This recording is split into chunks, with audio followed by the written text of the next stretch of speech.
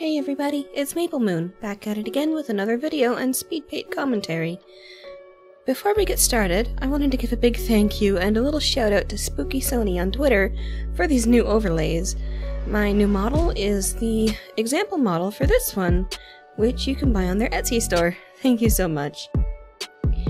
Today's video will be a little bit conceptual in nature, as I wish to expound upon some personal thoughts.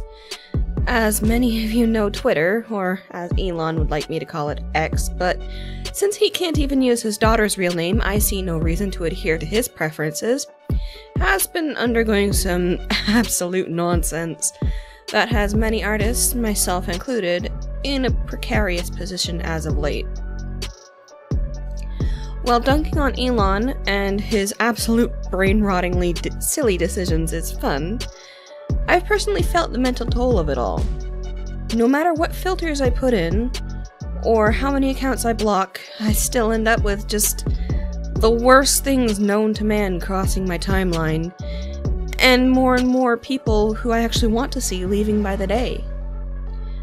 One recent incident involved a huge account sharing actual screenshots of one of the most famous, child exploitation videos known to the internet, to the point that it takes the top spot in a huge number of real shocking videos from across the internet that will give you chills, YouTube listicles. The account was banned, and then Elon personally unbanned it.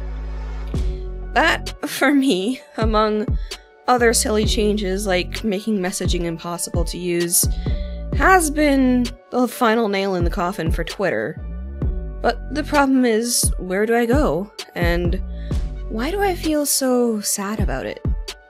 There's been a lot of posts also criticizing other artists for feeling similarly. How it's just a social media platform, so why are we so upset about it, especially if we dislike Elon so much? It's taken me a lot of thought to hash out exactly what my thoughts are on that argument, and it came to me that I was not actually grieving the loss of the platform, but rather a loss of a community. New platforms will pop up as the need arises, and whether they're better or not is a good question, but the unfortunate thing is that no matter what or how hard we try, we will never be able to find everyone we followed on Twitter and cared about on other platforms unless we really spread ourselves thin. And I think that is definitely something to grieve. A community is being splintered, and don't get me wrong, Twitter's art community definitely has its issues and infighting, but overall the number of artists I've met and found and learned from have been inspired by has been incredible. Even when I was active on DeviantArt and for Affinity in the aughts, I was always struggling to find new folks to follow, because everyone kind of kept to their own interest groups.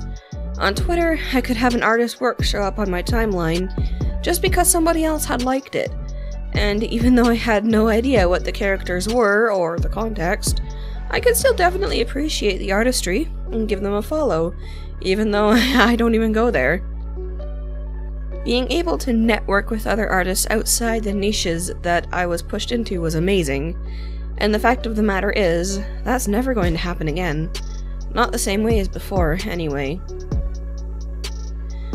But some are going to go to Tumblr, and some are going to go to Bluesky, and some are going to go to Mastodon, and even then, some are going to simply disappear, especially creators like myself who don't shy away from showing the more erotic side of the world in our art, which is something that more and more platforms are looking to erase completely, especially if it's in any way queer or otherwise deviant, even if it's not illegal in any way. These kinds of creators basically end up being railroaded into sites that focus on real-life erotica, where we can't be discovered very easily by those who actually want our content. As a result, many of us have started looking elsewhere and testing the waters. And at the same time, many of us are deeply scared too, because knowing that we're going to lose touch with some of the people who we connected with on Twitter, and some of us already have, as others abandon Twitter for new horizons. I'm in this camp as well. I've started looking elsewhere as well.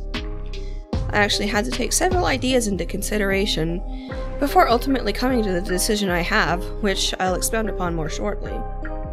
I was nervous, but when I started thinking about where most of my work actually comes from, I began to realize that losing Twitter, aside from losing a community I've become so passionate about, won't particularly kill me financially. Yes, Twitter does bring in quite a bit of work for me, but I realized, while looking at my financial statements and list of commissioners over the past 3 years or so, that the same 5 or 6 names kept popping up over and over again. I came to realize that, unintentionally, I had cultivated a small but loyal following of repeat commissioners that would keep coming back for more. When I open discounted commissions, they're the first in line to claim a slot, or your character here, or something else. They're the ones who go for my adoptables before anyone else, and their characters, who I've gotten to know over the years I've been drawing them, have become just as much my blorbos as they are their creators' creations. And I think that's something that so many of us need to realize as well. As freelancers, we're always looking for the next gig and drawing more people in, and that's fine, but sometimes when we stop and examine where we're actually being valued, the results might surprise us.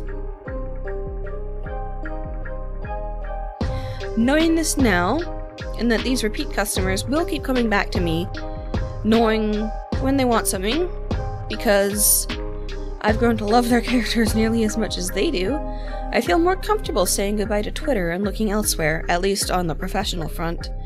I still feel sad about losing that community, however.